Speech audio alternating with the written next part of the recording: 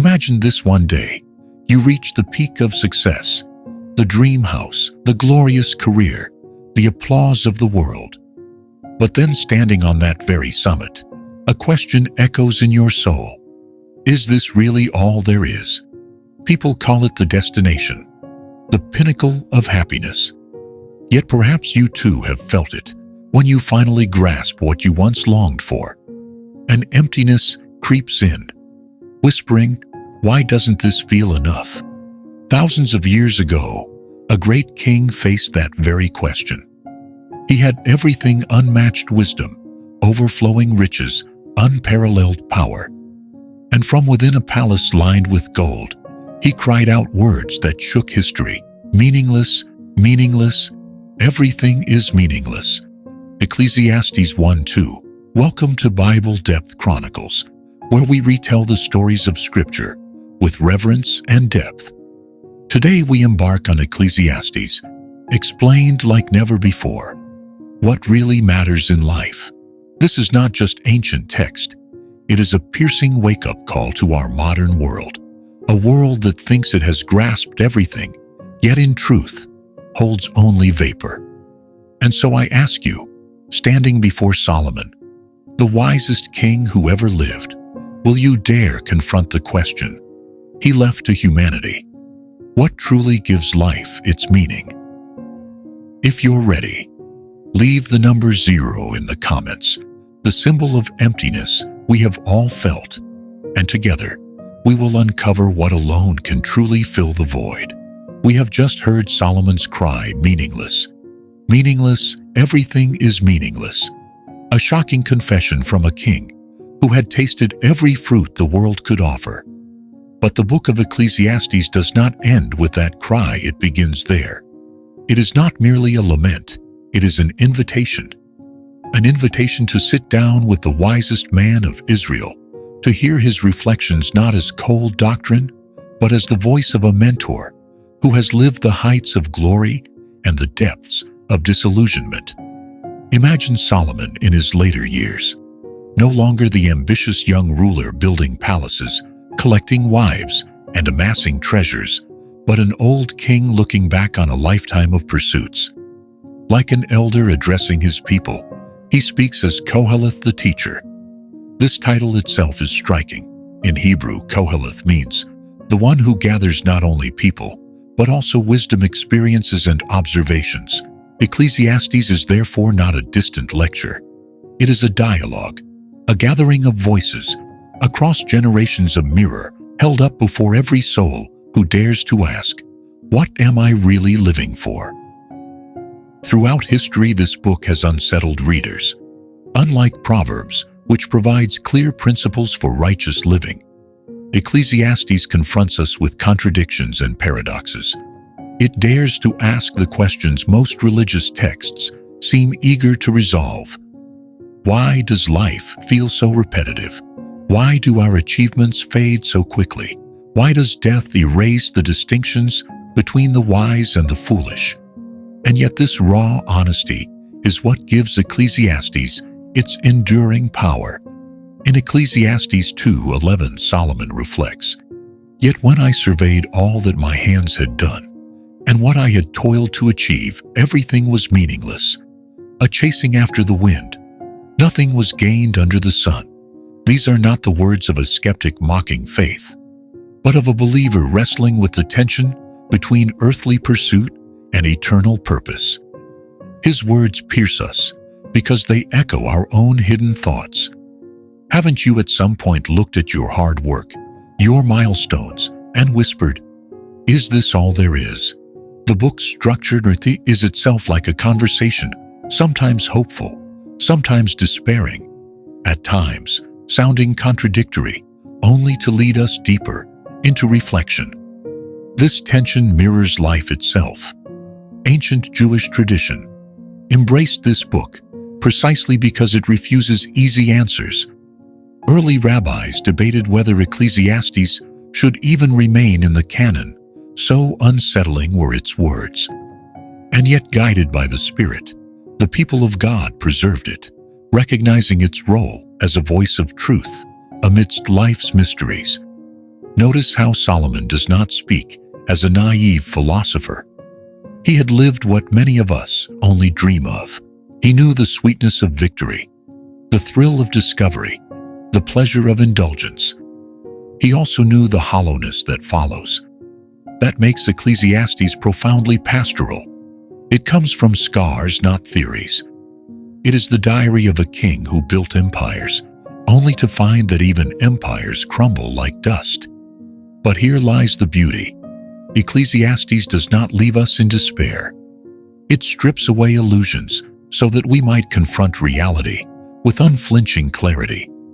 It exposes the fragility of every idol, wealth, work, pleasure, wisdom, so that we might discover what endures. It teaches us that life under the sun is vapor, but life with God is anchored in eternity.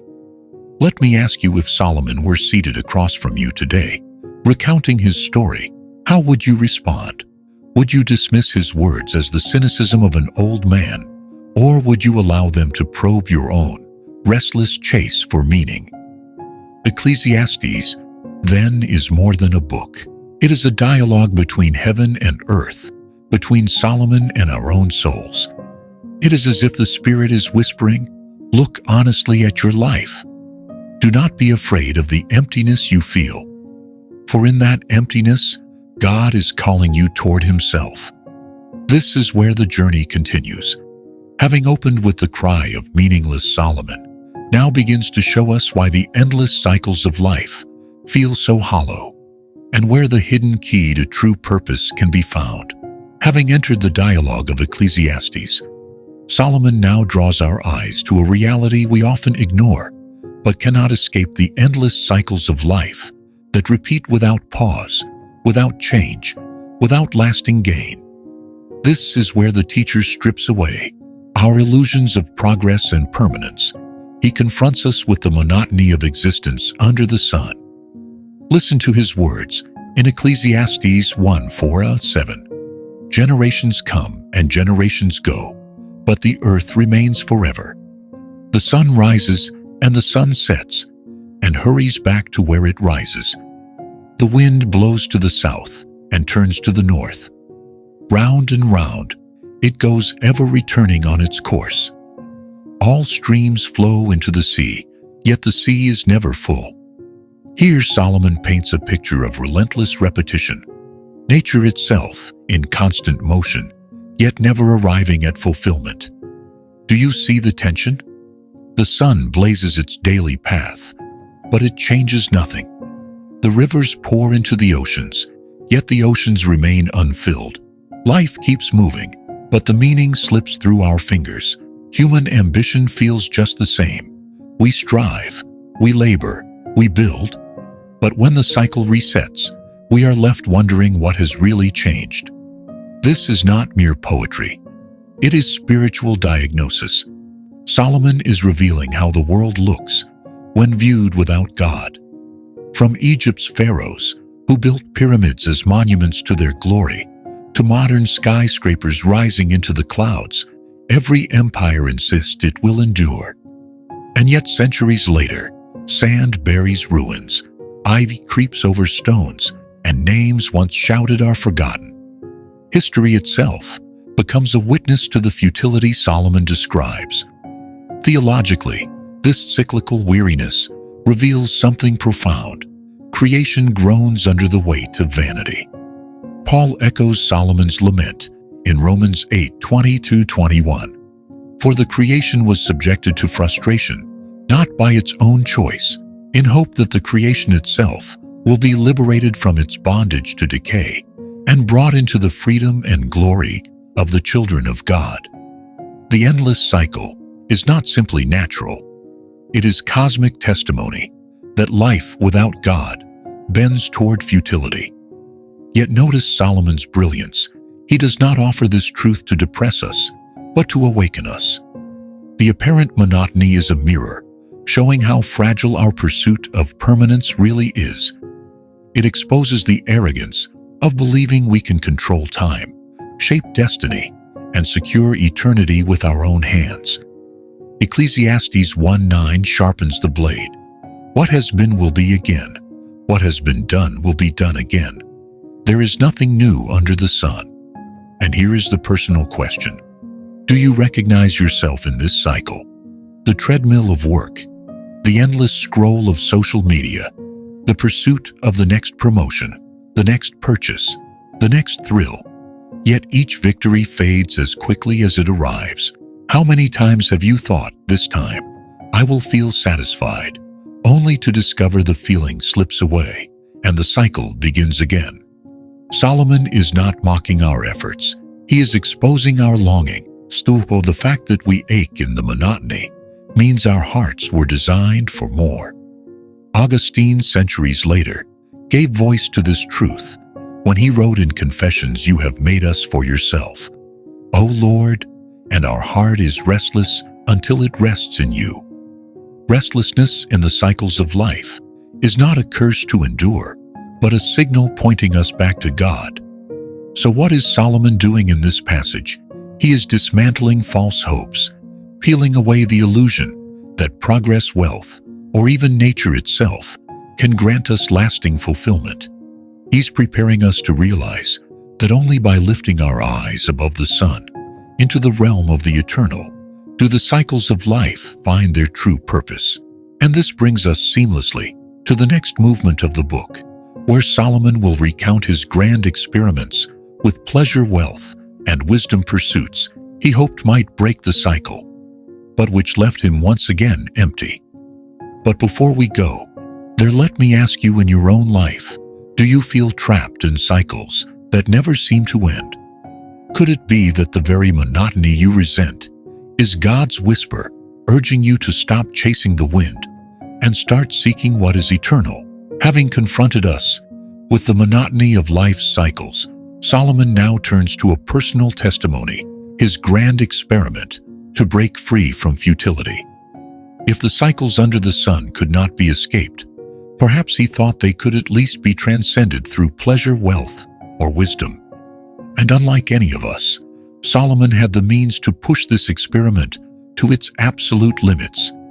He writes in Ecclesiastes 2:10-11, "I denied myself nothing my eyes desired. I refused my heart no pleasure. My heart took delight in all my labor, and this was the reward for all my toil. Yet when I surveyed all that my hands had done, and what I had toiled to achieve, everything was meaningless, a chasing after the wind. Nothing was gained under the sun." These are not the words of a man who lacked opportunity. They are the verdict of one who had tested every door, only to find them all leading to emptiness.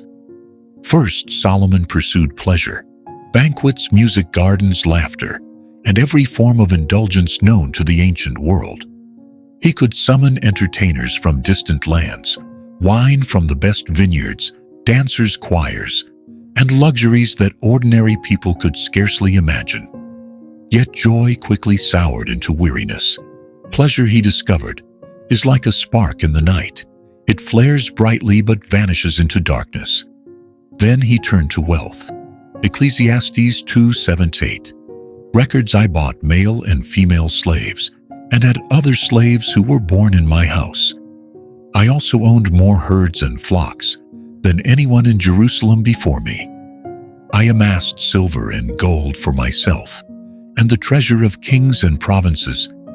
His empire overflowed with riches."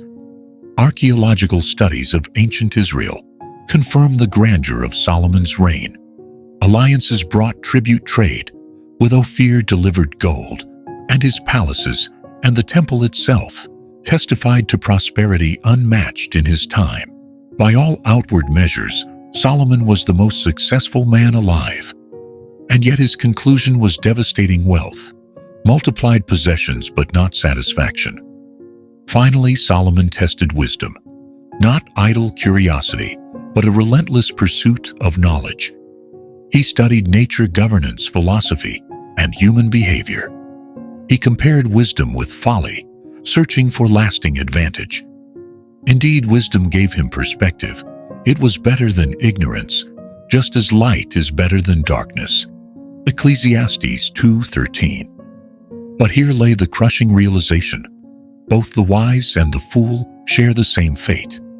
Death swallows them both, and memory erases their names. What advantage, then, in knowledge apart from God? Do you feel the drama rising? Pleasure couldn't still the restless heart. Wealth could not purchase peace. Wisdom could not secure permanence.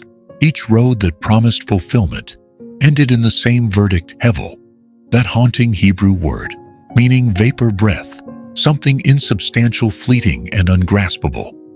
This is not just Solomon's story. It is humanity's story. From the emperors of Rome, who drowned in decadence, to the tycoons of modern business empires, who confess their loneliness, the same truth repeats when pursued as ultimate ends. Pleasure, wealth, and wisdom become cruel illusions.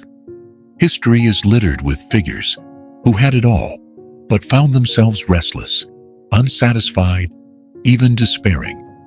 Here lies the theological depth. Ecclesiastes unmasks idolatry in its most attractive forms. Idolatry is not only bowing to statues, it is placing ultimate hope in gifts rather than the giver. Solomon's experiment is Scripture's way of proving that idols cannot bear the weight of eternity. Pleasure without God decays into addiction. Wealth without God corrodes into greed. Wisdom without God collapses into despair. Now pause and ask yourself, which of these roads are you walking? Do you chase pleasure, hoping the next thrill will fill the void? Do you chase wealth, imagining that one more digit in your bank account will finally bring peace? Do you chase wisdom, thinking, if you just understand more, you'll feel secure? Solomon has walked all three paths for us, and he warns us they all lead to vapor. And yet this is not the end. These pursuits, though empty on their own, are not inherently evil. When rightly ordered, they are gifts. Pleasure can be holy joy. Wealth can be stewardship. Wisdom can be light. But only when they flow from a life centered on God. Without Him, they dissolve into nothing. With Him, they become blessings. This is where the journey of Ecclesiastes drives us next, toward the phrase Solomon repeats, like a refrain under the sun. It is here we discover the key distinction between living from a human vantage point and living with eternity set in the heart. So let me ask you once more, are you chasing the wind, or are you learning to receive life's gifts from the hand of God? Solomon has taken us through his grand experiment, pleasure, wealth, wisdom, all pursued with relentless passion, all ending in the same haunting verdict, vapor. But why? Why did none of these pursuits endure? The answer is wrapped in a phrase that echoes throughout Ecclesiastes, a phrase repeated nearly 30 times, each time striking like a drumbeat under the sun. This phrase is more than poetry, it is a lens. To live under the sun is to live from a purely earthly vantage point, measuring life only by what the eyes can see, the hands can hold, and the mind can reason. It is life closed off from eternity, confined to what is temporary. Solomon uses it as a theological diagnosis, the perspective of a world that has forgotten its creator. Consider Ecclesiastes 1:14. I have seen all the things that are done under the sun. All of them are meaningless, a chasing after the wind. Notice how stark this is. He does not say some things, but all things. Every ambition, every pursuit, every achievement, when detached from God, becomes like trying to grasp smoke. You can see it, even feel its warmth for a moment, but it slips through your fingers, leaving only emptiness. History offers us countless examples of life under the sun. The Roman Empire, with its unmatched power and engineering marvels, believed its glory would outlast time. Yet the Colosseum today stands as a ruin, a reminder that even the mightiest of empires crumble. Or think of the pharaohs of Egypt, who built pyramids to defy death itself. Their bodies lie preserved, but their kingdoms are dust. Solomon's refrain cuts through these illusions. Apart from God, all is vanity. Theologically, under the sun is the human condition east of Eden. Ever since Adam and Eve chose independence from God, humanity has sought meaning within creation, rather than in the Creator. It is the essence of idolatry, not simply bowing before statues, but placing ultimate hope in what is fleeting. Paul echoes this in Romans 1:25. They exchanged the truth about God for a lie, and worshipped and served created things rather than the Creator. Life under the sun is life reduced to created things stripped of transcendence. And yet Ecclesiastes is not merely cynical. Its raw honesty carries an invitation. By exposing the futility of under the sun, Solomon points us toward what lies above it. He does not want us to despair in the cycles of meaninglessness. He wants us to awaken to the fact that the ache in our souls is proof we were made for more. Ecclesiastes 3:11 whispers this truth. He has made everything beautiful in its time. He has also set eternity in the human heart, yet no one can fathom what God has done, from beginning to end. Do you see it? God has planted eternity within us. That is why nothing under the sun can satisfy, because our hearts are tuned to something beyond the sun. Earthly treasures cannot quench eternal thirst. Temporal pleasures cannot silence the longing for the infinite. So let me ask you, where are you searching for meaning? Have you been living under the sun, chasing accomplishments, possessions, or recognition only, to feel them slipping away like wind between your hands?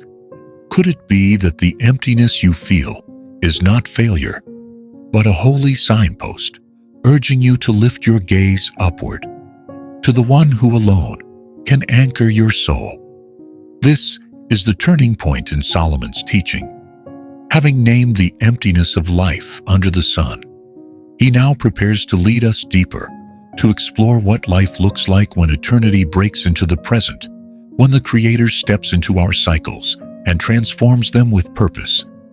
The question is, will we keep chasing the wind, or will we begin to seek the one who placed eternity in our hearts?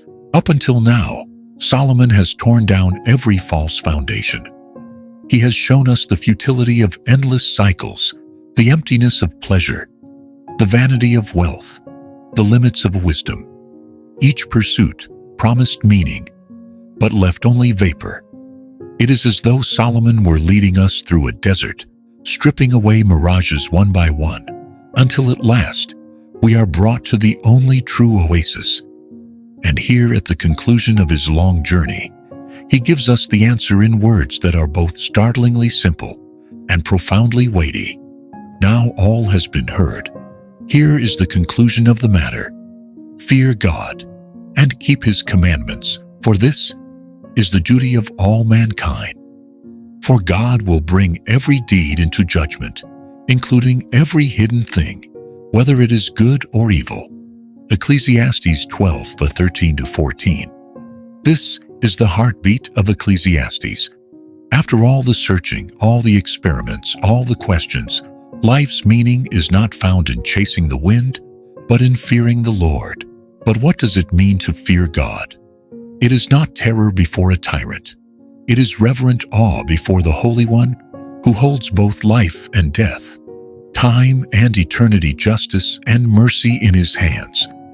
To fear God is to recognize his greatness and our smallness, his wisdom and our limits, his holiness and our need for grace. It is the posture of the heart that bows before him, whispering, "Not my will, but yours be done." This fear is not the end of joy, it is the beginning of it.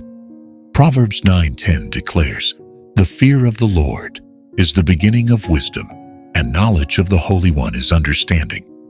True wisdom begins not with human intellect, but with humility before God.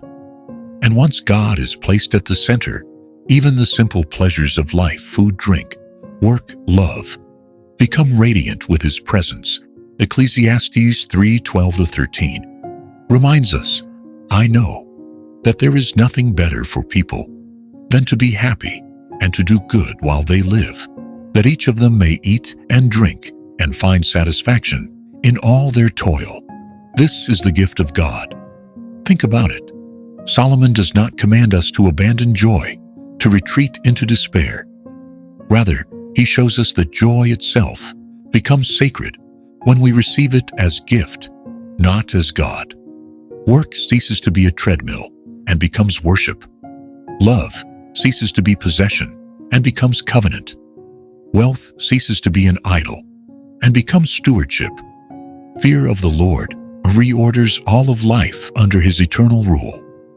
History confirms this truth. Generations of the faithful, from the prophets of Israel to the desert fathers of the early church, to reformers who stood against kings, found their anchor not in worldly gain, but in reverence for God. They were ordinary men and women who discovered what Solomon declared: without the fear of the Lord, life collapses into meaninglessness. But with it, even hardship becomes weighty, with eternal significance. And perhaps as Solomon's words echo across the centuries, you sense a quiet whisper rising within your own heart. When the applause fades, when the treasures you've gathered lose their shine, when even wisdom cannot answer your deepest longings, do you not feel that pull towards something unshakable, something eternal? Could it be that this longing itself is God's invitation, drawing you back to the only foundation that never fails to fear him, to walk in his ways, and to find your life reordered around his eternal presence? This is not merely Solomon's conclusion. It is a summons for every soul. For in the fear of the Lord, the restless heart finally finds its home. From the beginning, Solomon has been pulling back the veil on life under the sun. He showed us that pleasure fades, that wisdom cannot save, and now he turns to a pursuit that grips the human heart across every culture and every age. Wealth, if anything could offer security, satisfaction, or permanence, surely it would be riches. And yet Solomon, the wealthiest king of his time, confesses a truth that still unsettles us today. Whoever loves money never has enough. Whoever loves wealth is never satisfied with their income. This too is meaningless. Ecclesiastes 5:10 pictures Solomon at the height of his reign. Gold flowed into Jerusalem from every corner of the ancient world. The historian Josephus records that silver became as common as stones in the streets of the city. His palaces sparkled with cedar and ivory. His storehouses overflowed with treasures gathered from foreign lands. His stables held thousands of horses brought from Egypt. By the measures of men, he had conquered scarcity itself. And yet, standing amidst his vast fortune, he realized that no sum of riches could silence the quiet hunger of the soul. Why is this so? Because wealth always whispers more. It promises security, but the moment we grasp it, the horizon shifts and the heart longs for greater treasures. The appetite for riches is never satisfied. It grows. The banker of the 20th century, John D. Rockefeller, once asked how much money was enough, famously replied, "Just a little bit more." His words echo Solomon's lament. The love of money creates a thirst that no treasure chest can quench. The Bible repeatedly warns us of this trap. Jesus himself said in Matthew 6:19-21, "Do not store up for yourselves treasures on earth, where moth and rust destroy, and where thieves break in and steal. But store up for yourselves treasures in heaven. For where your treasure is, there your heart will be also." Christ and Solomon speak with one voice. Earthly riches are fragile, fleeting, and incapable of bearing the weight of eternity. And yet wealth is not evil in itself. Scripture calls it a gift from God when received with gratitude and used with wisdom. Solomon himself acknowledges this in Ecclesiastes 3:13, that each of them may eat and drink and find satisfaction in all their toil. This is the gift of God. The problem is not money, but the love of it, the idolatry of placing ultimate trust in possessions rather than in the giver. Wealth becomes dangerous when it defines our identity, commands our devotion, and dictates our worth. History provides sobering examples. The grandeur of Babylon, with its hanging gardens and gilded palaces, was celebrated as one of the wonders of the world. Yet Daniel 5 records how the empire fell in a single night. Its treasures seized, its king humiliated. The same fate met countless dynasties, from the Medes to the Persians to the Caesars of Rome. Each believed their wealth could guarantee permanence, but time swept it away, like dust in the wind. And so Solomon presses us to consider, what are we truly seeking when we strive for wealth? Is it comfort, security, recognition? If so, have you noticed how quickly each purchase fades into the ordinary? How each milestone is followed by a restless yearning for the next? The more we clutch at possessions, the more they slip through our fingers. Wealth can fill our hands, but never our hearts. Yet here lies the redemptive truth. When God is at the center, riches lose their power to enslave. Money becomes a tool for generosity, work becomes worship, and possessions become reminders of the giver rather than replacements for him. In this light, Solomon's wisdom is liberating. He's not condemning wealth, he is freeing us from its chains. And perhaps as you reflect on his words, you feel the quiet echo. In your own life, have there been moments when you achieved what you once thought would finally bring peace, only to discover an emptiness still remained? Have you sensed the truth that no treasure, no matter how vast, can satisfy the eternal longing within you? Solomon invites us to step off the treadmill of endless ambition, to see through the glitter of riches, and to embrace a deeper foundation. For only when our hearts are anchored in God does wealth find its rightful place, not as our master, but as a fleeting gift entrusted to us for a season. And this leads us seamlessly into the next movement of Ecclesiastes, the wisdom of time itself. For if riches cannot satisfy, perhaps time can teach us.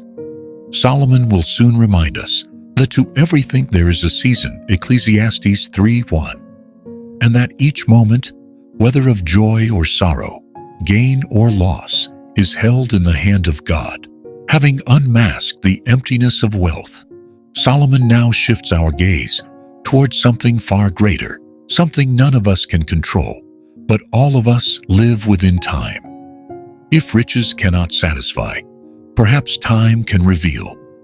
And in Ecclesiastes 3, Solomon delivers one of the most poetic and profound passages in all of Scripture. There is a time for everything, and a season for every activity under the heavens. A time to be born, and a time to die. A time to plant, and a time to uproot. A time to weep, and a time to laugh.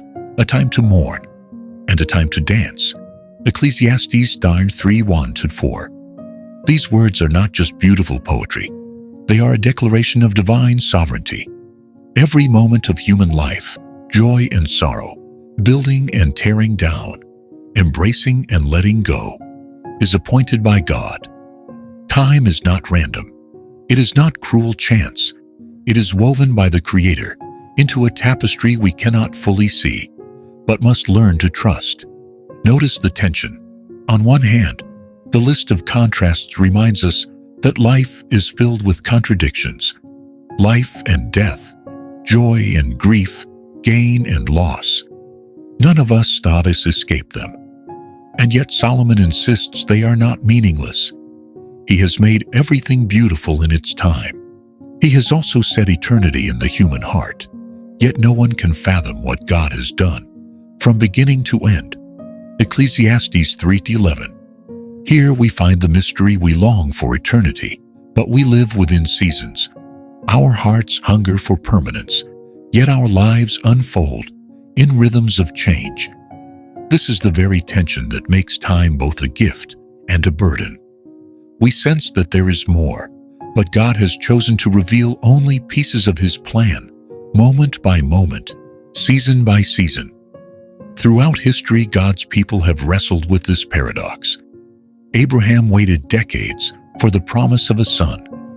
Israel groaned through 400 years in Egypt before deliverance came. Even in the fullness of time, Christ himself entered the world not too early, not too late, but exactly when the Father ordained. Galatians 4:4. Time belongs to God, and his purposes are never rushed, never delayed. Think of how countercultural this is in our age of instant gratification. We live in a world that demands speed, fast food, instant answers, same-day delivery. Yet God's calendar is not dictated by our impatience. Like a seed that cannot be forced to bloom before spring, many things in our lives require waiting, maturing, and unfolding in God's appointed season. James echoes this when he writes, "Consider it pure joy whenever you face trials of many kinds, because you know that the testing of your faith produces perseverance." James 1:2-3. Trials are not wasted time. They are sacred seasons of shaping. But Solomon does not only speak of hardship. He calls us also to embrace the simple joys of life as gifts from God. Ecclesiastes 3:12-13 declares, "I know that there is nothing better for people than to be happy and to do good while they live, that each of them may eat and drink and find satisfaction in all their toil. This is the gift of God." To live faithfully in time means not just enduring the difficult seasons, but savoring the good ones, receiving every meal, every laugh, every friendship as a holy gift. And perhaps here is where his wisdom cuts deepest. Our struggle is not only with suffering, but with surrender. We want to command time, but time belongs to God. We want to choose our seasons, but he appoints them. And yet when we relinquish control, when we trust his timing, peace begins to replace striving. So let me ask gently, what season are you in right now? Is it a season of waiting, where prayers seem unanswered? A season of joy where blessings abound? Or perhaps a season of sorrow, where loss weighs heavy? Whatever the moment, could it be that God has appointed this very season for a purpose you cannot yet see, but which he calls you to trust? This is the theology of time. In Ecclesiastes, every season, both bitter and sweet, is a thread in God's design. And when seen through the eyes of faith, even the darkest hours become pregnant with meaning.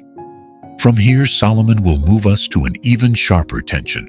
If God orders all seasons, why then do the wicked prosper while the righteous suffer? The question of justice will rise next, but the foundation is already set. Time is in God's hands, and his purposes will not fail. After leading us through the cycles of time, Solomon turns to one of the most disturbing realities under the sun, the riddle of justice. If God orders the seasons, why do we so often see injustice prevailing? Why do the wicked prosper while the righteous suffer? This tension is not merely intellectual. It pierces the heart of every believer who has looked at the world and whispered, "Lord." Why Solomon names the contradiction openly in Ecclesiastes 8:14. There is something else meaningless that occurs on earth. The righteous who get what the wicked deserve, and the wicked who get what the righteous deserve. This too, I say, is meaningless. These words are not from a skeptic mocking faith, but from a king who loved God, daring to voice what many fear to admit. Life seems upside down. Consider how shocking this would have been for ancient Israel, a people taught through the law of Moses that obedience brings blessing and disobedience brings curse. Deuteronomy 28. And yet Solomon, standing in the line of David, looks out from his throne and sees the opposite, the faithful suffering, the corrupt thriving. It is a paradox that shakes the very framework of human understanding. History echoes Solomon's lament. The psalmist Asaph cried in Psalm 73, "For I envied the arrogant when I saw the prosperity of the wicked. They have no struggles. Their bodies are healthy and strong. This is what the wicked are like. Always free of care, they go on amassing wealth. Even Jeremiah, the prophet of fire, groaned to God, "Why does the way of the wicked prosper? Why do all the faithless live at ease?" Jeremiah 12:1. Across the centuries, the righteous have struggled with the same haunting question. And we know it too. We see those who lie, cheat, and exploit others rising to power.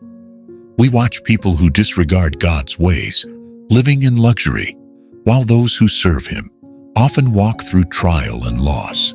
Doesn't this stir something in your soul? That ache of unfairness, that sense that the scales of justice are off balance. But Solomon does not leave us in despair. He reminds us that though justice under the sun seems twisted, God's judgment is certain. I said to myself, God will bring into judgment both the righteous and the wicked, for there will be a time for every activity, a time to judge every deed. Ecclesiastes 3:17. This is the anchor of hope. Injustice is not the final word. God sees, God knows, and in His time God will act. This assurance resonates throughout Scripture. Psalm 37:7-9 counsels us, "Be still before the Lord, and wait patiently for Him. Do not fret when people succeed in their ways. For those who are evil will be destroyed, but those who hope in the Lord will inherit the land." The early church clung to this same promise under Roman persecution, believing that Christ Himself would return to judge the living and the dead. Timothy 3:1. God's justice may feel delayed, but it is never denied. Theologically, the prosperity of the wicked and the suffering of the righteous confront us with the mystery of God's timing. Judgment belongs not to us, but to Him. Ecclesiastes insists that prosperity is not proof of God's favor, nor is suffering proof of His rejection. Both are temporary realities under the sun. The true measure of life is not earthly reward, but eternal alignment with God's will. And so the question presses into our own lives. When you see injustice flourishing around you, how do you respond? Do you envy the wicked, or do you rest in the quiet confidence that God has the final word? When your faithfulness seems to yield struggle rather than success, do you despair, or do you remember that every hidden act of obedience is seen by the one who judges justly? Solomon's conclusion is not easy, but it is deeply freeing. He calls us to live with integrity, regardless of circumstances, to remain faithful even when life feels upside down. For as Ecclesiastes 12:14 affirms, "For God will bring every deed into judgment, including every hidden thing, whether it is good or evil. Nothing escapes His gaze. No evil will be overlooked. No righteous act will be forgotten." Perhaps this is the quiet invitation for us today, to stop measuring justice by the short span of our lifetimes and to start viewing it through eternity. The wicked may seem to thrive, but their success is shallow, fleeting as vapor. The righteous may suffer, but their hope is anchored in a kingdom that cannot be shaken. And maybe as you hear Solomon's words, you feel that mixture of ache and relief. Ache at the injustice of the world, but relief that God's justice that is not bound by time. Could it be that what feels unbearable today is already held within the hands of the judge, who will set all things right?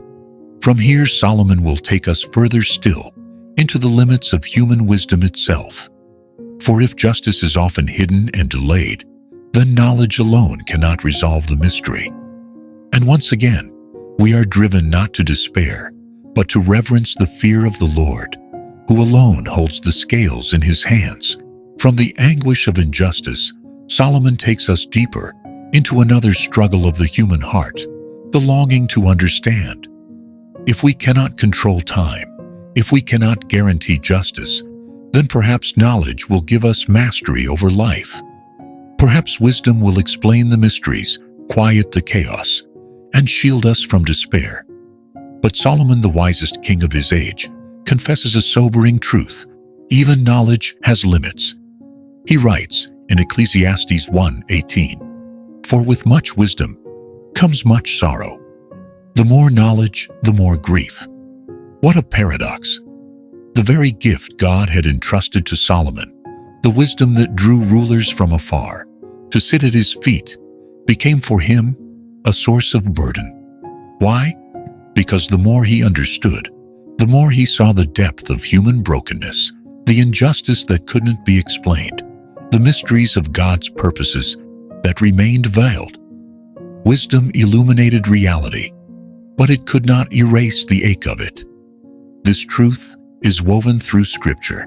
Job, after demanding answers for his suffering, was finally confronted by God out of the whirlwind. "Where were you when I laid the earth's foundation? Tell me if you understand." Job 38:4. The lesson is not to despise wisdom, but to recognize its limits. Human minds cannot contain divine mysteries. Paul echoes this in Romans 11:33. "Oh, the depth of the riches of the wisdom and knowledge of God! How unsearchable his judgments and his paths beyond tracing out knowledge is a gift, but it is not God." Solomon also saw the danger of extremes. He warns in Ecclesiastes 7:16-18, "Do not be over-righteous, neither be over-wise. Why destroy yourself? Do not be overwicked, and do not be a fool. Why die before your time? It is good to grasp the one and not let go of the other. Whoever fears God will avoid all extremes." Here lies a different kind of wisdom, the wisdom of balance. This balance is not compromise with sin, but humility before God.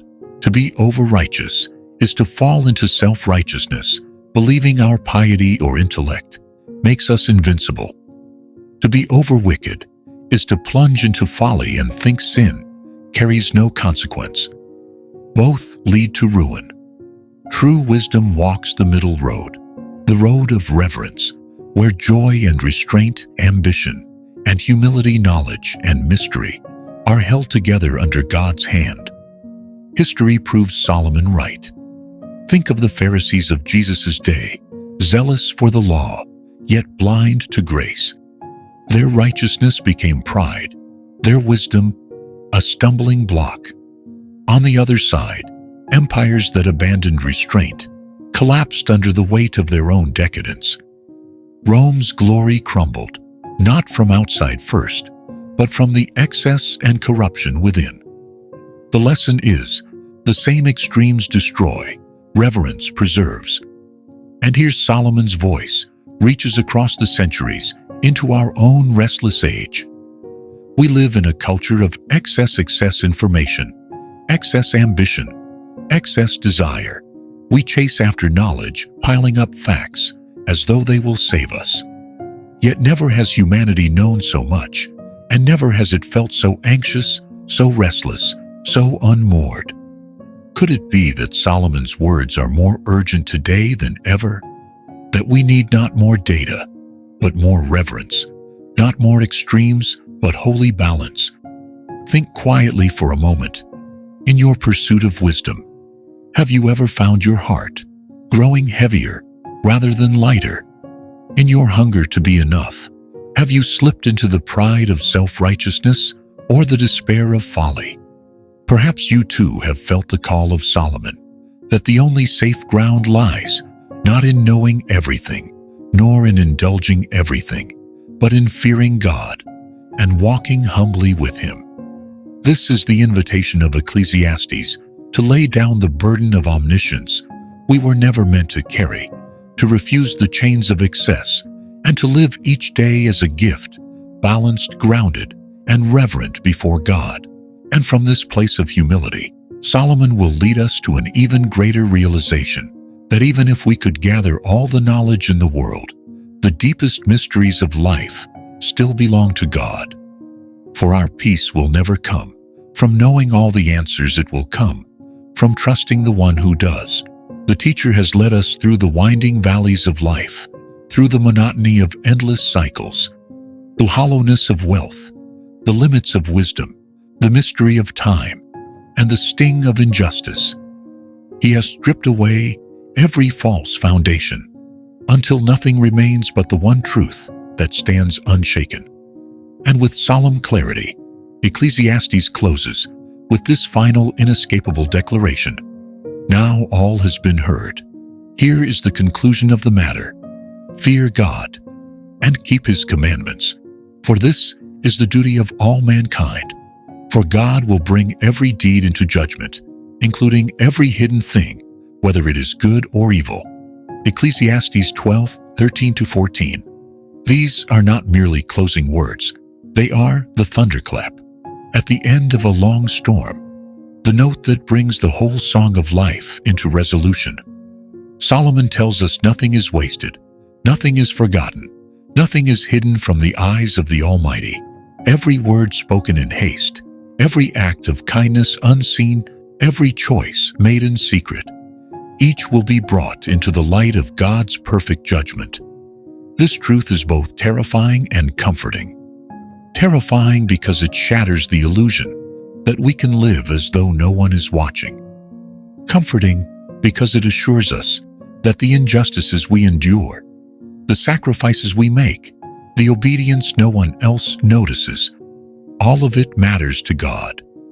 His judgment is not capricious. It is holy, thorough, and just.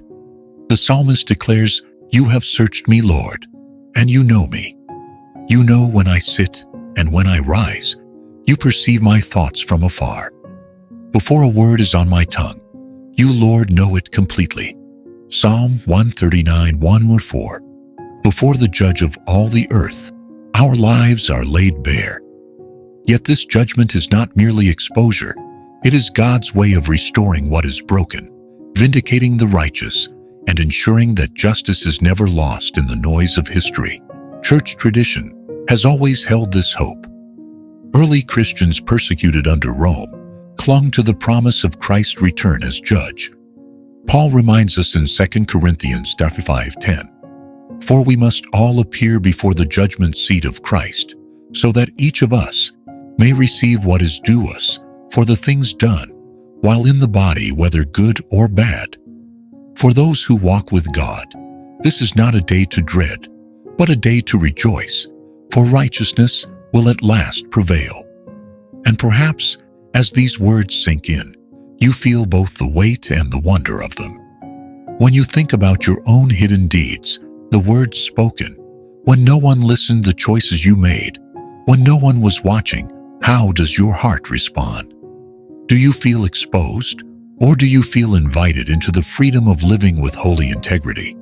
Could it be that God's final judgment is not meant to crush you, but to call you into a life where nothing is wasted, where every moment carries eternal weight?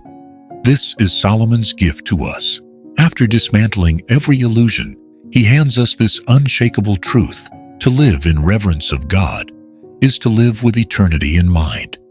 To keep His commandments is not mere obligation, but the way to align our fleeting days with His everlasting purpose. And so as this journey through Ecclesiastes comes to its close, may its wisdom linger with you. May you find freedom from chasing the wind and strength to walk in reverence. May you discover the peace that comes not from knowing all answers, but from trusting the One who holds judgment and mercy in His hands. Thank you for walking with me through this sacred book. May the Lord bless you and keep you. May His face shine upon you and give you peace. And may you live each day with the quiet confidence that nothing is forgotten, for every deed will one day be remembered before the throne of God. Go in His wisdom, walk in His grace, and rest in His eternal truth.